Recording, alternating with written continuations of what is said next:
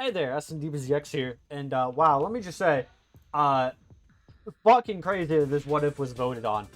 Uh, I did the vote in the Discord server, which, by the way, if you want to decide what ifs come up next, when I ask, that was a genuine accident.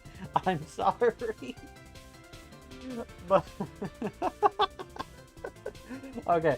Basically, join the Discord server if you want to vote on these series, because that's where I do my voting, the main voting at the very least. And this was the most voted for what if. So that's crazy that this is the one that got voted.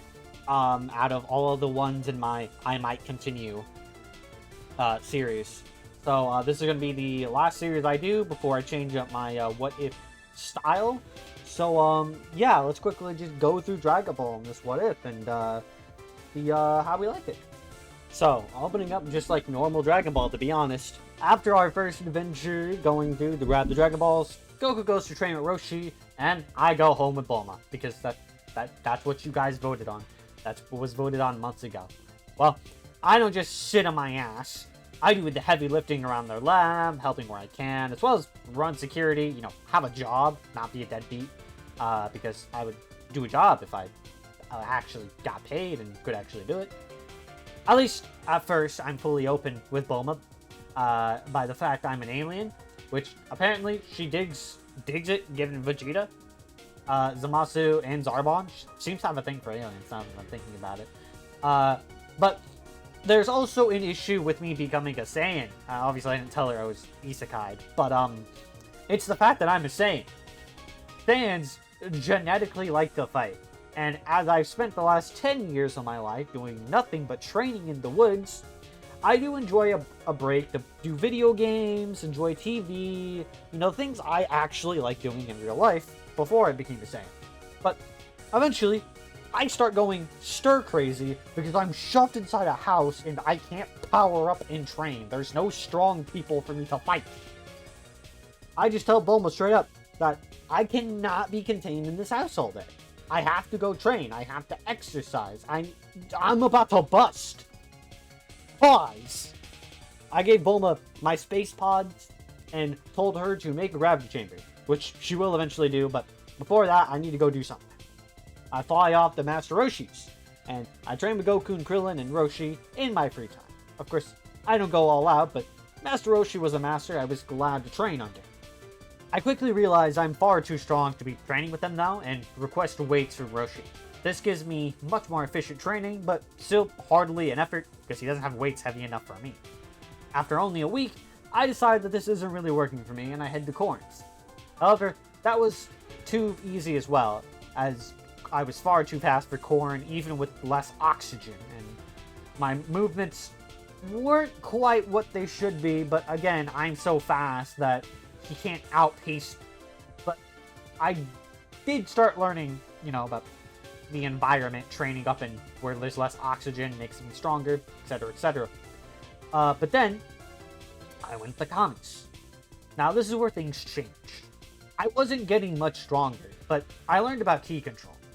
Up to this point, my ki control was just a natural thing I knew how to do when I was isekai'd into Dragon Ball. So actually learning to do it with actual skill helps me control my ki even better. However, Kami can sense I have a dwelling power inside of me, a dwarfing power. And I don't lie to him, he wasn't even sensing a percentage of my true power. He asked me to show him said power with a little bit of fear, and I refused. Instead, I showed him my Super Saiyan form, which completely overwhelmed the Green Man. However, I then informed him this still isn't even a percentage of my power. I train at Kami's Lookout on the weekends. My goal? To master Super Saiyan form in its entirety. And with how strong I am, I don't think I need to get involved in anything else, at least not until the King Piccolo arc. So I really just don't interact with the cast or get involved with the story until King Piccolo. I just disappear for a couple arcs. By the time the King Piccolo arc, I had completely mastered Super Saiyan, and I was pretty close to mastering Super Saiyan 2. This might seem like a stretch, But remember that Canon Goku mastered Super Saiyan in a total of 5 years. But not only am I more knowledgeable on the transformations than he is, but I don't need to spend time unlocking the bulky forms, and I have a tail, which makes it even easier. The same argument goes for Super Saiyan 2, so between that and being stronger than Saiyan Saga Goku, I really wasn't concerned about anything in Dragon Ball. But Bulma insisted that I got involved with the King Piccolo shit, because Yamcha broke his leg, so I did. I was like, oh fine, I guess I'll go beat up the Green Man. So, at the risk of not giving Snoo Snoo, as King Piccolo wishes for his youth, I crash into the ground and start aura farming with unbelievable speed. King Piccolo is caught off guard and kind of intimidated, my bad, at the raw aura that I'm emitting, because I'm just that guy. And I fist him in the gut. I punch him in the gut, so that way he staggers back. Yeah. Anyway, the hit was so hard that King Piccolo doubled over, foaming out of his mouth. I turned to Shenron and, make my wish. Return King Piccolo and Kami to their youth. The wish is done, and both Namekians are returned to their youth, not just King Piccolo. King Piccolo gets cocky now that he's young again, and I play with him, holding back just enough to where he can barely keep up with me, but not enough to kill him. I toy with him for about 10 to 15 minutes before I punch a hole in his gut as he flies away. King Piccolo spits out an egg to birth Piccolo Jr., or reincarnate, I should say, but I quickly vanish and catch said egg. I wasn't letting him go that easy. After that, I defied Kami's orders. I raised Piccolo myself instead of killing him. He definitely takes after his father, but with me around, he doesn't act up. Eventually, becomes a good guy. At least he's well behaved. Like, he doesn't start destroying cities. He's not exactly a good person, but he's behaving himself. That's what matters. And within that year, Bola is born. It should be Trunks that's born first, but since we're already changing the canon quite a bit, let's add a female character, shall we? After a year and a half, I brought King Piccolo to the lookout, Piccolo Jr., my apologies, having him train with Goku and Kami. Of course, they both hate it, but it's clear that I don't care, and neither of the Namekians can stop me. So if they don't get along, I'll kick both of their asses. This does come with the downside of not really being able to practice my Super Saiyan forms, but I wasn't worried about it. Not yet, at least, as my base form alone is enough to solo these guys. I don't need Super Saiyan. As me and Bulma watched the 23rd Budokai Tenkaichi with our nearly 3-year-old daughter, where she gets to meet Grandpa Gohan and Uncle Goku for the first time. After the finale, which Goku wins, my little brother says he wants to fight me.